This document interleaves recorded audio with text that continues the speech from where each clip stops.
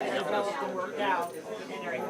Can I have your attention, please? And the come and go, I think, makes a ton of sense. Around 1 o'clock, and Dean Ackridge would like to share a few comments, and thank you all very much for coming today. Yeah, thank you, Ailey, and let me just echo that, just say thank you for participating in this event. I'm going to talk a little bit about why I think it's important. I think the notice Ailey sent out said special address by Dean Ackridge. Special in this case means short. So, I definitely don't want to interrupt all of the good conversations that are happening around the many different kinds of ways we engage with PK12 students. But just a couple of points. I think a lot of you know, and since we're over here in PK12 land, I got to have a handout or something to show as a demonstration. But this is our strategic plan, and one of the 6 themes in the plan is how we engage with PK12. And there's 4 or 5 different elements of that. There's a piece of it that talks about laying down a plan for the college. There's a piece around teacher preparation. There's a piece around helping attract students to the agricultural life, natural resource sciences. There's a piece around helping students be better prepared to move into these kinds of areas. So this is something that's been part of our plan, and frankly it's an area we haven't moved as far along on as most of the rest of the plan. So I just want to say thank you to you for really getting to this point today, because I appreciate what Neil and Ailey and each of you has done with the PK12 Council to start to get our arms around how we engage this very, very important group and how we move forward as a college. So I really, really appreciate your leadership in making that happen.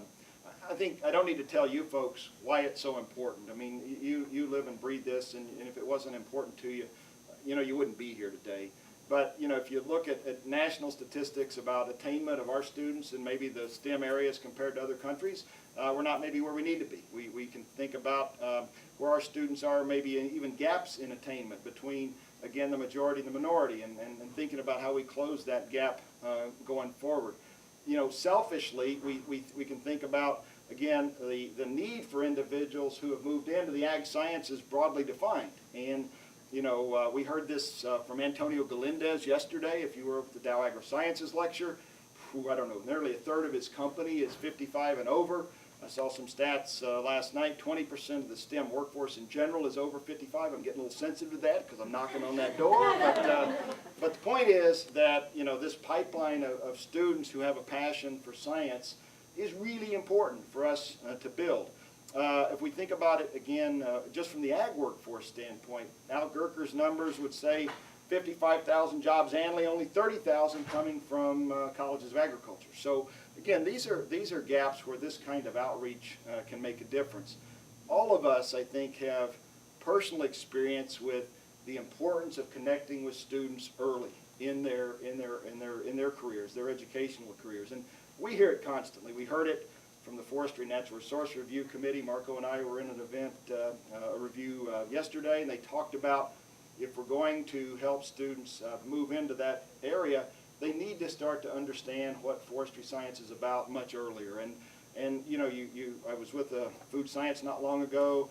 I always ask students, how did you get interested in food science? Well, she was in a chemistry class, and they had a unit on some element of food chemistry, and she got completely enamored with it, and the next thing you know, she's at Purdue majoring in food science. I mean, these kind of things are critical, if we're going to help students find, again, us as an area of focus. And a piece of that is outreach to teachers, because I think all of us know that helping get the ag sciences embedded into the classroom is really critical, because if a student doesn't learn anything about plants or maybe even vertebrates in the high school, they're not likely to find us here.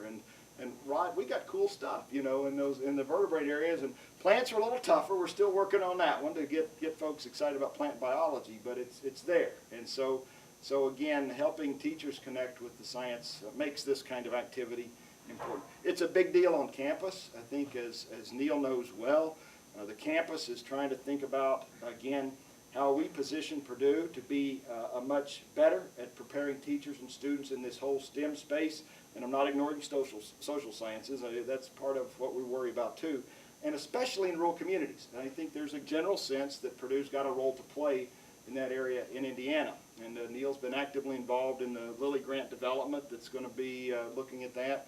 We're part of a cluster hire in this whole PK12 space, and that's something else that we're working on too. So again, there's a lot of things I think happening. Some of you maybe here because, again, your NSF NIH research has got an element of outreach and how we can do a better job of making access to these groups available for people who maybe PK12 is not necessarily their focus, but they've got passion around science, and they don't have the linkages or relationships it takes to really bring that into the student environment of the classroom. So a lot of things I think that are important about this, and it's one of the reasons I'm really excited about this event. Just a couple of quick comments. I mean, looking forward, I hope this is something we can really build on, because this college has got an amazing array of ways we reach out to students, and you see so many of them here today, and I'm not going to tick them all off. And they're exciting, they're creative, I think they're impactful, and how do we make sure all of us in the college are aware of what we're doing, of the schools we're working with?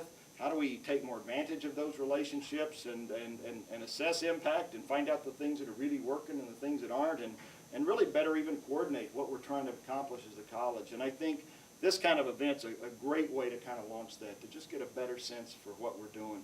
Because the thing I so appreciate about this group is just the infectious enthusiasm you have for this. And I've been around you when you're at Spring Fest or working with student groups, and when you've got that kind of passion for what you do, it's pretty obvious to those students, and there's something that happens there. We may not always be able to measure it, but something happens. And just again appreciate the enthusiasm you bring for this area, and really look forward to working with you, Neil, the council. Ailey, thanks so much for making this happen, as we look forward on how we even get better in this area. So again, congratulations on this first event, and thanks so much for being here.